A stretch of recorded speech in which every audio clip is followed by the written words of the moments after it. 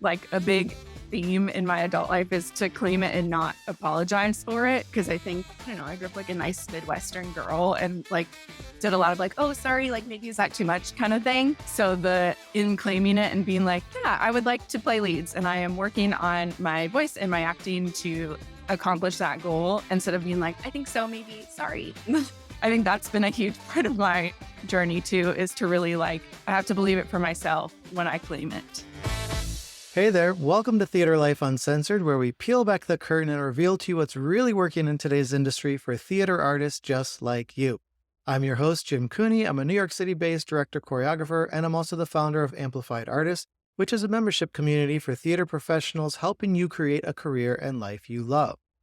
So today I am talking to Michelle Lemon. She's a New York City-based performer and instrumentalist. She's performed internationally and all over the country at regional theaters, and she's currently in the national tour of Lincoln Center Theater's production of My Fair Lady. Now, I think you're going to really love today's episode because we are talking all things booking jobs, booking work, but we're talking about doing it without having to audition by using all of these other free tools that are at your disposal that can help book you jobs on autopilot. Michelle is also a great example of someone who sets a goal and achieves it, sets the next goal and achieves it, and so on. She's probably the best example of this out of anyone that I know. So I asked her how she does this so you can learn from her and get inspired to do the same things for yourself. Now, before we get into all of that, I want to offer you a free gift to thank you for being a follower of the show. It's called Dream Career Blueprint, and it shows you exactly how to construct your dream career based on the advice of countless industry experts. You can download your free Dream Career Blueprint by using the link in the show notes to this video. Now, if you don't want to miss any episodes, hit the subscribe and get notified button so you are the very first to know when the next episode is released. And if you want to connect with me outside of this episode, you can find me on Instagram. I'm at Jim Cooney NYC. All right, my friends. So here is my conversation with Michelle Lemon. So welcome, Michelle. Thank you so much for being here. I'm so excited to have you here. This is going to be a great conversation, and I'm really thankful for your time. Yeah, I'm so thankful to be here. Thanks for having me as a Yes. guest.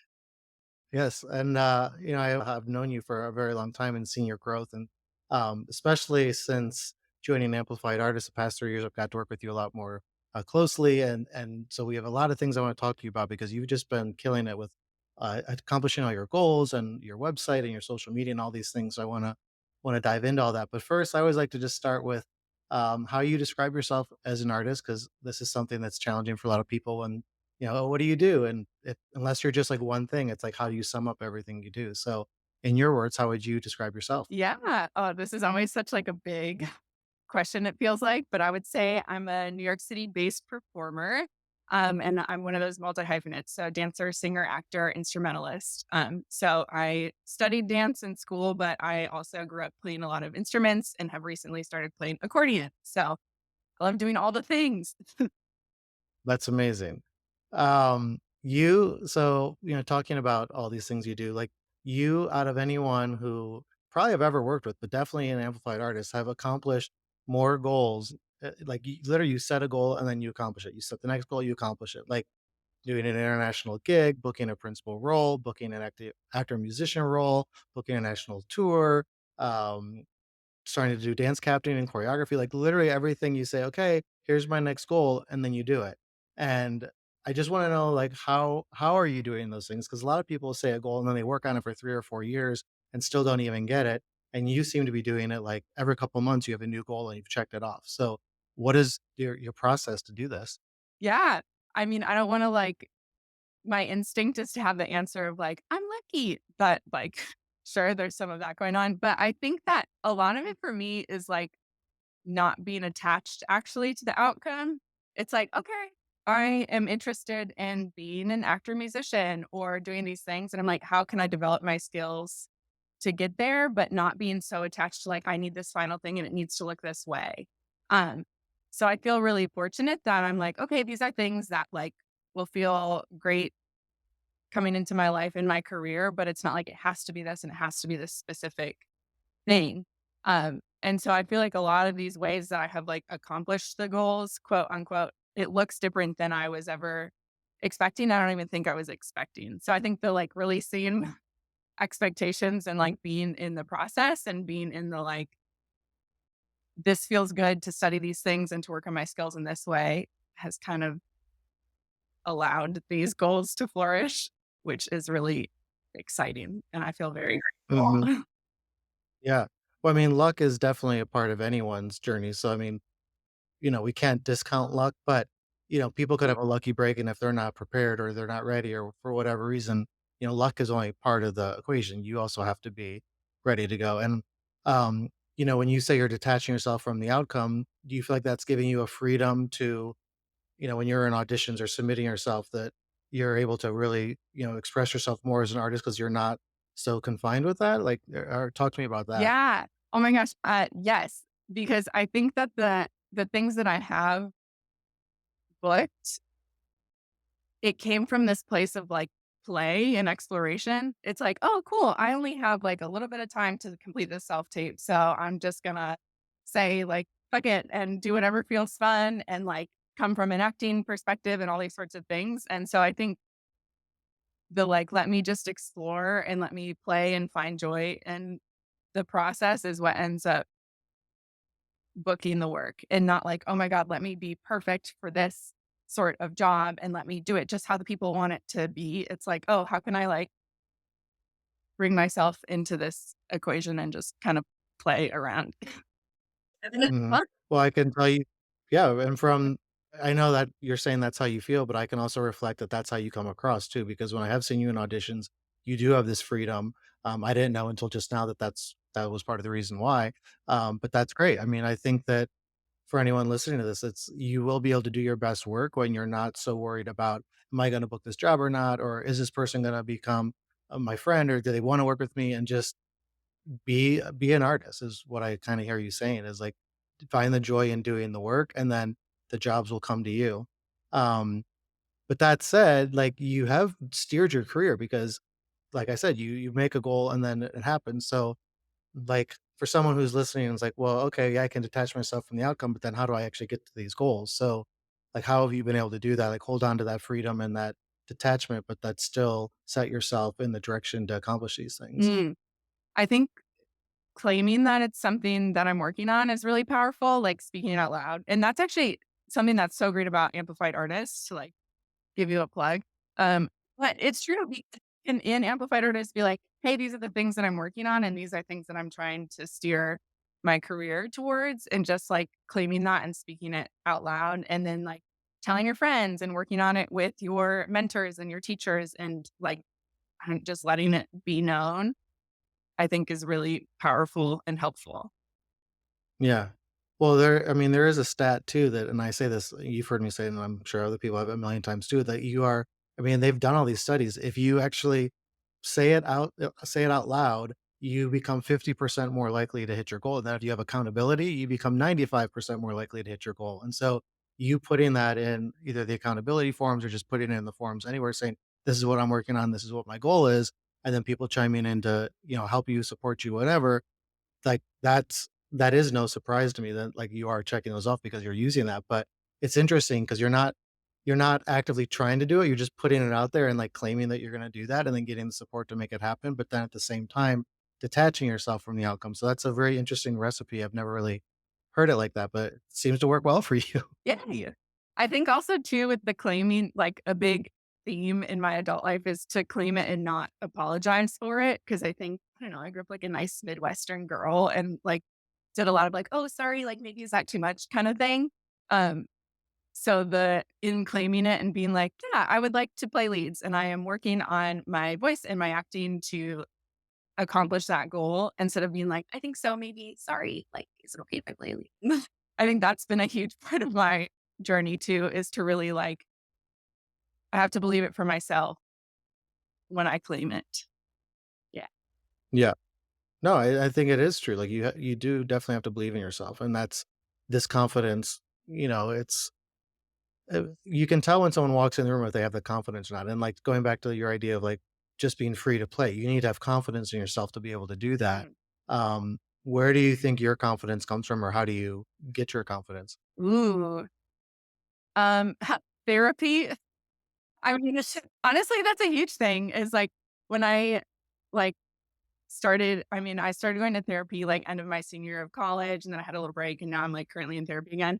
Um, but that's been huge, just, like, to recognize, like, my conditioning as a human outside of a performer, um, has totally helped me as a performer, and it's not like I'm going to therapy to be, like to be a better performer, just to, like, work on myself as a human. Um, yeah, and so I think confidence in, like, for example, like, speaking up in conversations in my personal life, like, using all of those tools then really translate to being an artist and being confident in Yeah. audition space. Yeah. Right. I mean, being a human and an artist, it's the same thing. I mean, it's so intertwined. And, you know, it's one of the reasons why too, we talk about artistry, money, and health and amplified artists, like those three pillars. And Mhm, with health, mental health being part of that mhm. and spiritual health. And yeah, it's hard if you're not a confident person in your own life, it's going to be hard for you to be confident in your skills as an artist. Like it's really hard to separate the two. And people who are confident in life are confident in their skills. So and we have had, as you know, we've had therapists come in and work with you all and employed artists on, imposter syndrome and all these things, because they're licensed to do it and they know more tricks of the trade than I would or just any other lay person would. But I'm glad to hear that by working on those things, that's also, feeding into your art. And also like who cares about your art if your life is miserable? You know what I mean? Like you want to have a great life too. And so it's going to serve you to be confident either way. And so if therapy does help you with that, that's awesome. Um, so anyone listening, like that is a tool you could use if you feel like you're struggling with that. Uh, so talking about like confidence and stuff, when you first joined Amplified Artists, you hated social media. Is that fair to say? Yes. It's more than You hated it. You would literally pull your shirt up over your face when I would suggest, like, why don't you try this? And you'd come to our town hall meetings, and anytime anything was about social media, you were like, no, I can't do it. I can't do it. And then somehow you decided, "Oh, I'm gonna start 2 different Instagram accounts, one for my performing, one for my yoga." And anyone who knows me is like, "No, you wanna have like, it's you, Michelle, the person, and so your performing and your yoga and all these things are part of you. And so if you have 2 Instagram accounts, you're gonna double the work. And if you hate social media, why are you trying to double the work to build 2 separate audiences where there might be overlap in the audiences, whatever." And so after a while of trying the 2 accounts, then you decide, "Okay, yeah, Jim was probably right. I should just go to the one account and come back." And it's not about me being right or wrong, but it's funny to me as someone who hated social media that you tried to give yourself more social media work to do. What was your thinking on that of, like, making the 2, and then why did you decide to bring it back? Yeah. I think with the 2, I was like, "Okay, I'll have this separate account because I was teaching a lot of Zoom yoga, so I was like, "I'll post my class schedules here." And for some reason that I felt like I had to keep separate, which is so silly. Honestly, okay, that's like an overarching theme of my life is, like, continuing to realize that all these different things that I'm interested in are so connected and can, like, be brought to so many things. But back to social media, I was like, "Okay, I can post," and I felt it's also this, like, apologizing for taking up space thing. I was like, "I can have this, like, little yoga space that if people want to see my class schedule, I can post it here." And for some reason, it felt like too much to, like, post on my regular Instagram. I was like, "I'll be posting too much. Not everybody wants to see that. If they wanna see it, they can follow here." But, like, that's all bullshit because if people don't wanna see it, they can, like, mute me or unfol like and also too, it's not like I'm just the only one coming into people's algorithms, so whatever. To me, I had Yeah. to separate it in my brain. And then I was like, "It's Well, too much." yeah, well, also, like, the algorithm notices, like, so if you're posting yoga and, like, someone just always swipes past your yoga post, but then when you're posting about your performing, that person stays on it. They're like, "Okay, so this person doesn't like yoga, but they like performing." So they're gonna show them less of your yoga posts and more of your performing posts. So it naturally kinda caters to your audience anyway, so you don't have to think about that so much. But also, like, even if they did show it, like, someone can just swipe through, and people don't see all of our posts anyway. Mhm. So but like, if someone doesn't even know you have the other yoga account, then how are they gonna even know you're doing the yoga? You know what I mean? So and we talk a lot, as you know, like an amplified artist about these are talking points. If you have a casting director or a choreographer or someone else who also is into yoga and that's the way that they, get into your world and get into your orbit and then learn more about you as a performer, why would you not want that to happen? Um, so yeah, so I think it's great. And so like now you brought it back together and so your life has been easier, I'm sure. Yeah. Sort of toggling between the 2. Although I do think when I had it in this, like, little separate container for the yoga thing, I felt more free to post on that account, and then I was like, "Why am I finding freedom in this, like, little yoga pretty account? Like, I can just try to find that sort of freedom in my regular one. It's all the same." Or it can. And have you done that? Do you feel like you've done that? You found that freedom? Um, Sometimes. I think yes. I mean, I think it's like it ebbs and flows. Like I still am sometimes like, I hate social media, burn it all down. And then I just like have to get past that feeling. And then I'm like, okay, Yeah. the stakes are actually not that high. I can just post this fun little thing and send it off into the stratosphere. And fortunately, I feel like my friends are very supportive and they'll like say nice things and be really kind to me on social media. So I have no reason to, like, hate it because people are really nice to me. Yeah, well, even if people do make negative comments, it's just someone else's opinion, and, it's it's just like sharing yourself, just like in real life. Some people are gonna be your friend and some people aren't, But it's interesting because you have so much freedom, as we were saying earlier, you have so much freedom in your performing, and then with social media, you feel this constriction on yourself, and it's interesting then and, like, as you're working on your confidence, like you were saying, and I've seen you start to post more and be more courageous with the types of things you're posting and posting things that are maybe not so filtered and edited, but are more just raw, which is amazing because we get to see the real you instead of this curated version of you that we all know like, you can tell the difference in people's posts versus like the real you and then the curation, right? Mhm. So I think it's great. And what I want to lead that into is that you are now booking work because of social media. And this was like what we talk about in Amplified Arts all the time. There are so many ways to book work. And we have so many examples of people, and this is true of people outside Amplified Arts too. So many people booking work through all these other ways besides having to go to an audition. And so why would you not have it's a free tool and it's a way to express yourself creatively as we were talking about. And if you can find that freedom in it, that's even better. But now, like what would you say to someone who was in your shoes 3 years ago, who were like pulling their shirt over their face, like I can't do anything. And now you see like the power in it. You're literally booking jobs without having to audition because of your social media. So like, what would you say to someone to help them get to that point sooner so they could be booking their jobs that way too? Yeah. I think to not be so precious and, like, perfectionistic about what you post.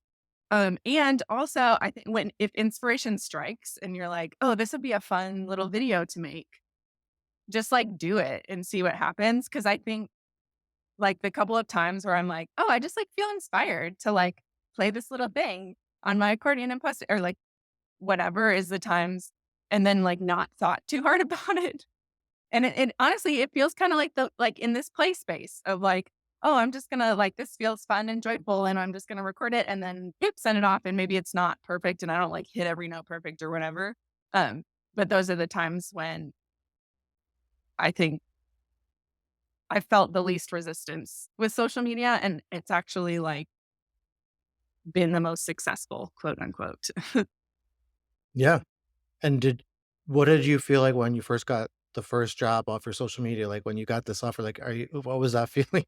Like, Yeah. what's going on? Yeah, totally, and it was from one of those videos, uh, that I was talking about. I was like, I had this idea to, like, make this funny jump cut. I was like I had to sing at the ballet for a self-tape, and I was like, "What if instead of hitting that high note at the end, I, like, played it on my accordion?" So I, like, did this jump cut, and I made it, and I remember oh my gosh, I wrote in my little one-line a day journal. I was like, "I made this video for social media, and fuck it, I'm just gonna post it because it was fun." And that's the video that my friend saw that then, like, sent me the audition, the listing for needing an accordion player. Um, yeah, so it felt good because I was like, "Oh, well, I'm glad that I posted it because, like, I was just being goofy and, like, being myself, but then it ended up landing a job, even though it's not like I was like, I am posting this to get work.' It just happened Yeah, that way." totally.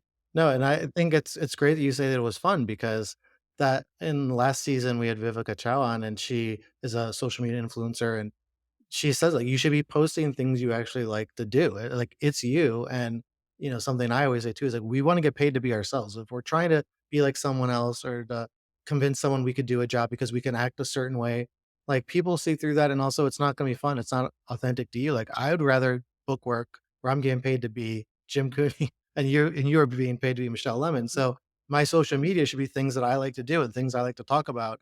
And, it's like I'm not posting jump cuts of the accordion, like, because that's not something I do, right? So it's finding just who you are authentically and sharing that with the world. And if it feels like it's not you or it feels like it's work, then it's probably not the right kind of post or the right kind of message. Because like then you're not going to want to keep up with that anyway. You're not going to keep posting if it's not something that you enjoy doing for sure. Mhm.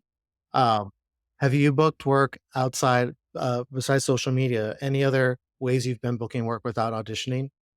Um, I think it's through knowing people, and also, I guess, like, I've booked work at places that I've already worked without auditioning, so I had, auditioned for them previously for other shows and then Right. knowing me. Um, Yeah. but yeah. And this is yeah, I mean, like you just said 3 things. So, yeah, your social media, past places you've worked, and relationships. And, this is totally a business of relationships. It's something else I say all the time to everyone.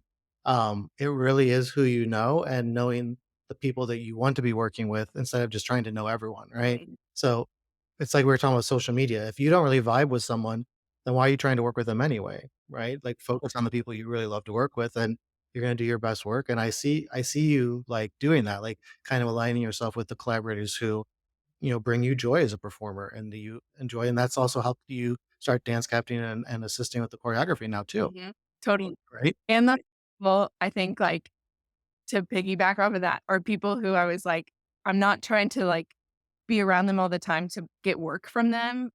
It's like, "Oh, I just really like them as a human and as an artist, and I wanna learn from them, and so I'm gonna show up to their class and, like, engage with them, not because I'm like, 'I'm thirsty for work and please hire me.'" So I feel Right. lucky that the people who I've really aligned with, like, it has led to work, but not because I'm like, "Give me a job." Right. Yeah, and people can tell the difference for sure with that, it's like, yeah, you wanna be from, the choreographer's perspective, director's perspective, we wanna be around people that we also want to be around, and if someone's, like, making that disconnect where it's all about work, then it's hard to connect as a person, and it's just way more successful if you can connect as people because we're gonna be together all the time in rehearsal and at nighttime if we're on tour together or whatever it may be, right? So that's awesome. That's great advice. Um, let's talk about your website for a moment too, because not only have you been like a role model with the social media stuff for people in amplified artists, like I think they at least I share your story of when people are come in and they join and like, I don't like social media. I always tell your story of like, okay, well, neither did Michelle, and now she's booking work off it. Same thing with your website. People literally will put in the forums like, oh, I need to copy Michelle the way Michelle did her website. Her website's so great. So talk to me about the process with that. I know you used the course we have in Amplified Artists. You use that to help set up your website, and then we have the spotlight sessions where you can get feedback in real time in front of the group so everyone can learn. So we did that with your website as well. But I just want to hear like your process of how you put it together, and then also has that also helped you book work, or like how has that benefited you now that you have that up and running? Yeah. Yeah, I love my website, and I think it's very sweet that people look at it. And I think it's yeah, it's one of those things where I'm like, "Oh, my little website space, like, does bring me joy, and editing it, like, is fun to me." So I do feel lucky that feels fun. But yeah, so I made my website in ProSem, which would have been you coaching me how to do that, so thank you. Um, What year was that? What year was that? I don't even know what that was. 2017. I did spring of Wow. 2017, so almost Okay. 7 years ago. Amazing. Yeah, so it would have been then, and then I use Wix as my are we are we allowed to say sponsor? Of It's just course. but Yeah. yeah, so I use Wix for my website, and then yeah, so I made it for ProSem just as the, like, check I have the thing, and honestly, I don't really remember how much I, like, edited my website before the pandemic. Like, I think I was like, "Oh, it's there, it exists," and then the pandemic happened, and I was like, "Oh, I should probably, like, make this better and update this and whatnot." And then like, perfect timing wise, Amplified Artist came out and you have your website course. So I went through your course as I was editing it, to be like, okay, do I have these things? Check, check, check, check, check. And certain things within your course, I like didn't even know to think about, like SEO and like putting certain words on the search, those sorts of things. You do a really good job of kind of holding people's hands through that because that's, like, not my strong suit. I'm like, "Pretty pictures and colors, yay." Yeah. Like, get people to, I don't know, see it on the internet is a whole different thing. So your course is super helpful for that. And then I remember I posted in the forums on Amplified Artists to be like, "Hey, I've like made updates to my website. Would love feedback." And there was some good feedback that came in through that. I remember Vivica put to have like the little icon thing, icon. Is that how you say it? The fave icon, Well, yeah. amazing. Mhm. So just like little details like that that I didn't even know to think about. And now I love my little lemon fave icon. I'm like, that's so cute. I feel very professional having my little thing. Um, yeah. So posting in the forums, and then you offered the spotlight session, which was so great. So it was cool to see like my website reviewed in real time by you, but then also to see the other people's websites as well that you review, because I was like, "Oh, cool. I actually like what they're doing here, and I like what you said about this." So it's been like a really it's definitely evolved a lot over the years, and it's thanks to amplified artists in the community. Well, and also you did the work. I Yeah. mean, there's a lot of I mean, there's a lot of people who've never gone through that course yet. They're members and they just haven't done that course yet. And so, yeah, you have to actually it's like going to dance class. Like you can't just show up. You actually have to like do the work and that's how you have the results, right? Mhm. Uh, has that have you gotten compliments on that from like people as far as like when jobs have come in or has that helped you book jobs or what's been the result of that? Yeah. I've definitely gotten compliments. I've also another plug for you, gotten compliments on my reel.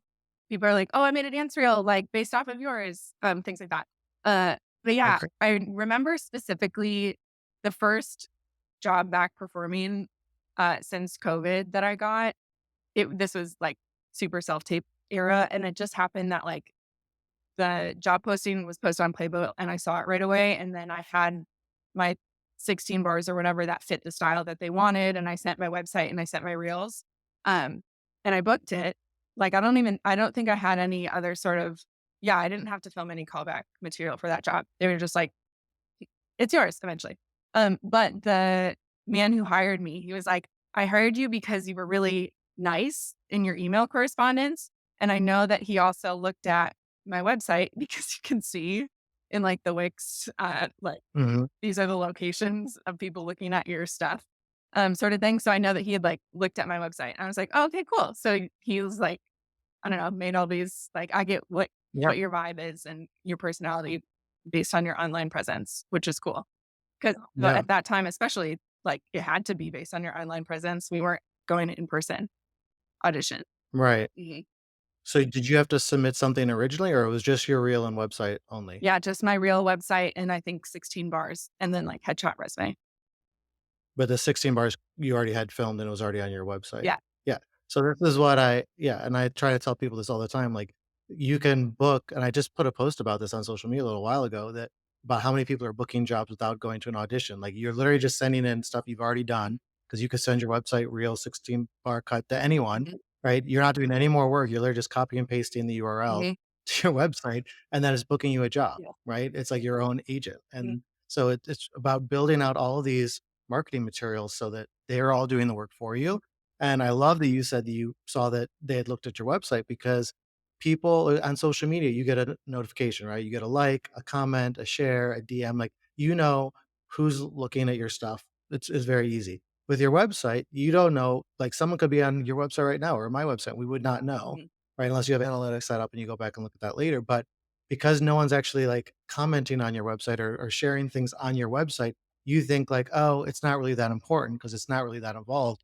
But you're not understanding the behind the scenes, or maybe you're not realizing the behind the scenes, people are always looking at that and checking that out.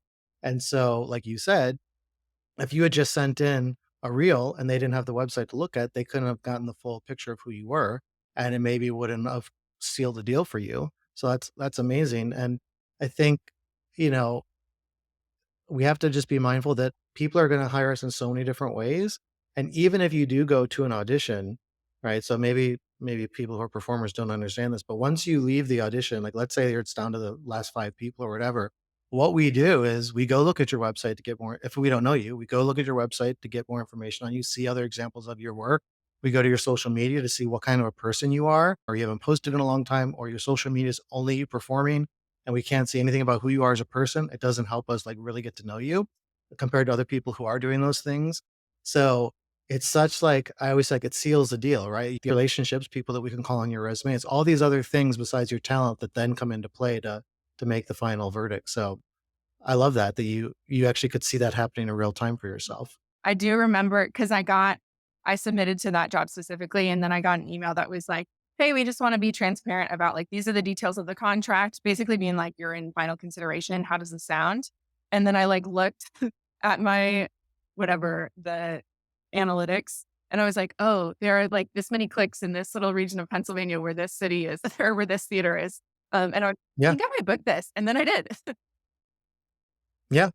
That's awesome. And speaking of for analytics, 'cause this comes up a lot with performers too.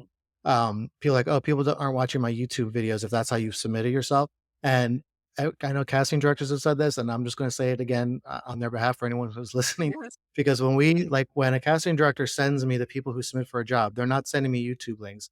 They send us, it's like EchoCast is what it's called. And so they take all the submissions and they put those videos all into this system. So they're just downloading your videos off of YouTube basically and putting them into the system. So you're not seeing the views, but even though we're watching them, you're not seeing that because it's not on YouTube where it's happening. So if anyone's been wondering, like, no one's watching my videos, just since we're talking about analytics here, I just wanted to throw that out there as well. Yeah. um, all right. So speaking of like actually in-person audition, so you said 2017 is when we met, Yes. right? That's what you did pro sem. Yes, and now it's the end of 2023, and this is the first time we're actually officially working together outside of, like, the Pro Sem showcase because 'cause you're doing the My Fair Lady I'm tour, in. and and I just want people to know, like, this is not a case of nepotism or favoritism or any of these things, like, and I've told you when you booked the job, I think I called you right away and said, "Just so you know, you did this on your own, not because of me." Because I try to, when I know someone, let the other people in the room kinda lead because I don't want it to come across like I'm trying to push for someone that I like. Obviously, I will, like, stand up and vouch for them if I hear something wrong or, like, eventually I do tell people, like, "Okay, this is someone that I know and trust and would love to work with." But and the first thing, I just don't ever do that. And so you came in actually last year, right? So when this remounted in the fall of 2022, you made it to the very end, and then it got someone else other people had booked the job, and just based on like the way the puzzle works, right? And I told you that I'm like, you did nothing wrong. You literally on the table at the end. It's like heights and all the different things that you need to do, right? But then throughout the years, people were leaving the casting. It was Binder casting at the time. Now it's Arc, but Binder was calling you in for these replacements. Just said, hey, can you sing a high C because we need someone that can do this. So like you've always been in the mix. You came in again this year, and then this year you ended up booking it. So I just want to show people like the persistence that you did, that you kept showing up every time they called and asked you. And you were also honest. Like that high C example, for example, you were like, oh, maybe not consistently. And that's great. It's like, okay, so this isn't the right track. It didn't say, okay, she's out of the files. It was like, okay, just for this one slot, you know, we can't use it right now. So this is what I tell people all the time. Like it's just a giant puzzle. It does not mean you're not talented. It does not mean we don't want to work with you. It's just the way the cookie crumbles because you're trying to like fit so many different things together. And like if the lead is someone, then that means the principal has to be someone that can cover the lead, and then the ensemble person has to cover that principal. So like that whole silo has to be thought out.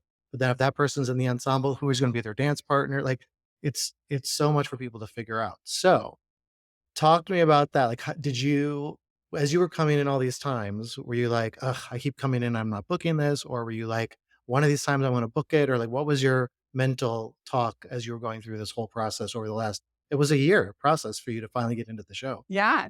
Yeah. I think it goes back to this like non-attachment thing. I think going in a year ago, I was like, "Oh, this is so exciting. I get to dance with Jim Cooney today." And but really though, I was like, "This is so fun, an opportunity," and especially to like there had been live auditions happening again at that point, but I mean, not a ton. So I was like, "Oh my gosh, I get to like be in the room." Um, and I just felt even though it didn't work out a year ago, I was like, "I'm just so grateful that I got to dance with you and meet this casting team." And I was like, "And there's somebody in the space who I know like supports me." Um, so it just felt I was like, "This feels good and this feels like a win all around," even though I'm not like I didn't book the job. And then when the immediate replacement thing happened, I felt going back to like having your materials in order so you can send them off fast. I was like, "Oh, this is a great example of that because I got an email that was like, "Hey, we're considering you for an immediate replacement track. Can you send in the dance combo, your 32 bars, 16 bars or whatever, your website, your headshot, your resume?" Like, it was like, boom, boom, boom, boom, boom, send these things in. And I was like, "Oh, cool. I already have the dance combo on film from actually when it was still the equity tour because I had like submitted then." I went, "Oh, I have all these things already." And I remember I was on the subway when I got that email about, and I was like, "Okay, I need to just respond to this as soon as possible." So I got to my destination and I was like going to meet a friend and I was like, "Hey, is it okay if I just like sit down and I send this off really quick?" And so I did it on my phone, um, which is great that I had it like everything ready to go and I could just send it off. Um, and as I was like out for the day, I was getting emails being like, "Cool, can you send a slate?" So I was like, "Okay, cool. Can somebody please film me while I'm out in New York City, like doing this later?" Whatever. Right. Um, so yeah, so that felt cool. And then with the high C thing, I was like, okay, I never had to do that 8 shows a week, and I don't wanna lie and be like, "Yeah, that's totally in my wheelhouse," and then show up and not deliver. So I was like, I just have to be transparent about, like, what the deal is. If Right. it's not meant to be, it's not meant to be, and it wasn't meant to be then, but then it was meant to be this time. Um, Right. yeah, so it feels like timing-wise, things happened when they were supposed to happen, which is really cool.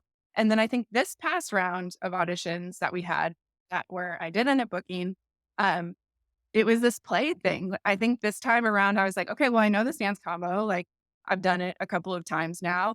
And in the room, I think you were really great about stressing, like, we're looking for actors. We need the ensemble tracks to fill all sorts of different characters. So, like, this section is like this, and this is like this, and this. And I think every time in that audition room, I was like, "I'm going to make a different choice for each of these sections every time, and I'm just gonna challenge myself to, like, explore a different street seller this time and a different type of partygoer this time." And it was just really fun. I was like, "Oh, this is so cool." This Right. is like a little acting game for Right. myself. Um, and Yeah. that's where I ended up, booking the job, which was like a Right. cool bonus, a big bonus. Yeah. Well, newsflash for everyone if it's not obvious that the director also has say on the casting, so you always should be acting in your dance auditions 100%, and then your vocal auditions the same thing because the director also has to sign off on you, and they're gonna just rely on the choreographer to handle the dancing. They're looking at, can you tell a character or can you tell a story? Can you be a character? Because if you have to cover a featured role, are you gonna be able to do that? That's what they're looking for, and, you are absolutely right to be doing different acting choices every single time you do it to show people as much range. Um, and just to elaborate on something I said earlier about not being favoritism and whatnot. When we would call those Binder at the time, but in this year arc, to say, "Hey, this person's leaving the show. Can you send us some people to look at for a replacement?" We don't go through the files and say, "Oh, can you call in so and so, so and so, and so and so." Casting does that, and then they say, "Here's who's interested and available," and they give us like the final selects that they've already gone through.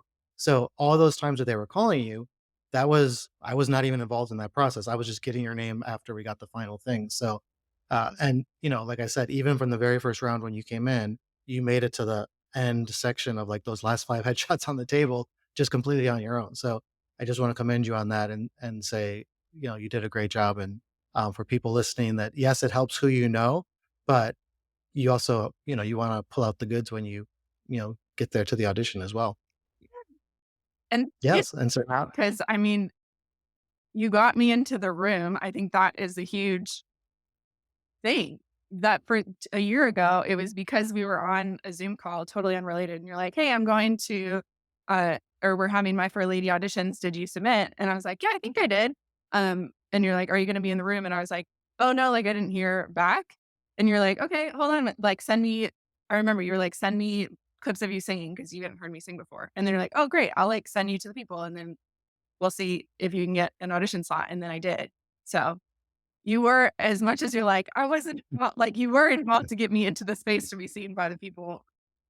Me well, yeah, I mean, like anyone who's a friend of mine, if I think they're right for the show, I mean, I wouldn't go up to someone if they're not right for the show and say, "Hey, did you submit for this?" mhm, But yeah, I mean, if someone's right for it, I mean, we want the show to be the best it can be, so of course we want the great people to come in. So mhm. yeah. Well, this is awesome. I think so much of what you shared is going to be helpful for so many other people. Is there anything else that you feel before we wrap up, that any other advice or tips for people that you think would be helpful, things you've learned along the way that maybe would be pearls of wisdom for other people? Mm. I think I just feel very grateful that I'm living this life. I feel like super grateful, really lucky, and also just like filled with joy. I love theater so much. And I think that that sounds so dorky, but I really do. Like I love dancing, I love theater, I love all these things so much. And so I think as long as I like keep connecting to that joy and that gratitude, like life feels really good. Um, Yeah. so I feel very fortunate. You are a very joyful person. I mean, I think that's what draws people to want to work with you, is that you literally are a ray of sunshine all the time. So Thank you. even in stressful situations, yeah. Yay. Yeah, so that's great for everyone to connect to why you're an artist. I mean, I think it's gonna help you be a better performer to know that too, but in those times, especially when you're trying to detach from the results of what the audition is gonna be, like, just staying focused in why you are there as an artist anyway, and, like, if all of us think back to when we were little kids, we'd be pinching ourselves that here we are auditioning for these, Broadway shows and tours, and I'm working like, you've been working in Europe and, like, all over the place and doing all these things, like, we're living the dream that we always dreamed for ourselves, and so we have to remind ourselves that yes, we are doing our dream right now. This is amazing. Yes, I feel that extra with this My Fair Lady tour because the second stop on the tour is Madison, Wisconsin, which is where I'm from. And I grew up going to see the tours that came through the Overture Center. Oh, amazing. So it like makes me really weepy because I was like, I get to be in one of them. So I'm very excited. Yes, that's amazing. So back when I was still performing over 20 years ago now, I was the dance captain for the Music Man tour, the Susan Stroman Music Man tour, and we played Cleveland, and that's where I grew up. And my dad every year for the holidays always got me the Broadway series tickets. Mhm, So that was like, and we'd go to see all the shows every year, and like that's how I learned you could do this as a living and mhm. all these things. And so I remember like that same feeling of like, just I can't believe I'm on this stage and these people are watching me like I grew up watching all of them. So you're gonna inspire someone and you're gonna make people wanna pursue this like you have, but just by watching you in the shows. That's so amazing. Yeah, I'm so excited. That's so cool.